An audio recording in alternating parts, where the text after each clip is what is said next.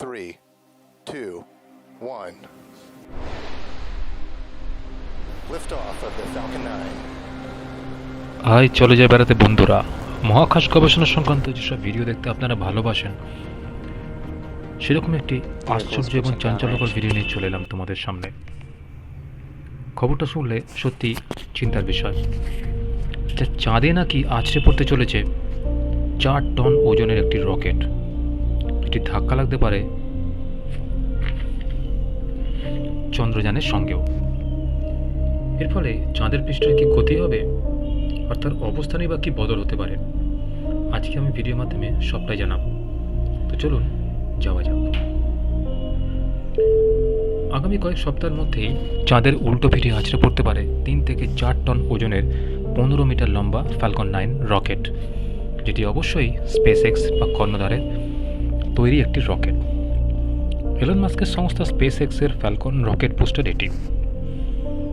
US deep space climate অবজারভেটরিকে মহাকাশে পৌঁছানোর জন্য 2015 সালে এটির উদ্ভাবন করা হয়েছিল।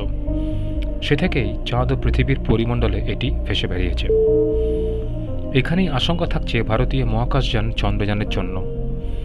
মহাকাশ বিজ্ঞানীদের অনুমান, চাঁদে আছড়ে পড়ার আগে ফ্যালকন 9 রকেটটিরও ভগ্নাংশ ধাক্কা খেতে পারে চন্দ্রযান বা নাসার লুনার রিকনান্স অরবিটারের সঙ্গে।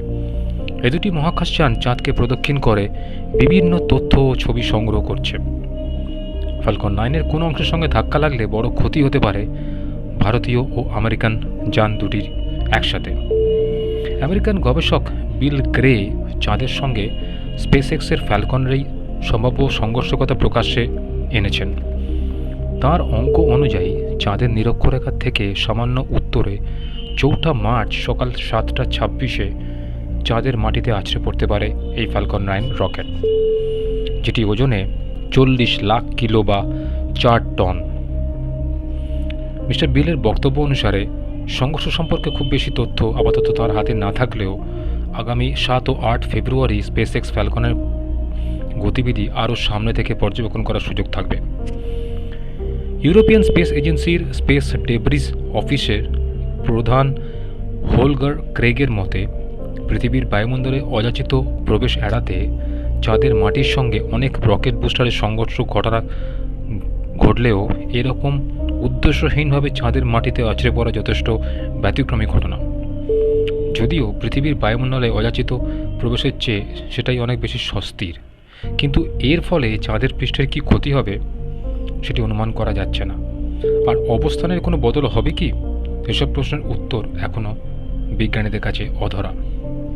তবে অনেক মহাকাশ বিজ্ঞানীরা আশ্বাস দিচ্ছেন যে সেরকম কোনো ঘটনা বা অঘটন ঘটবে না।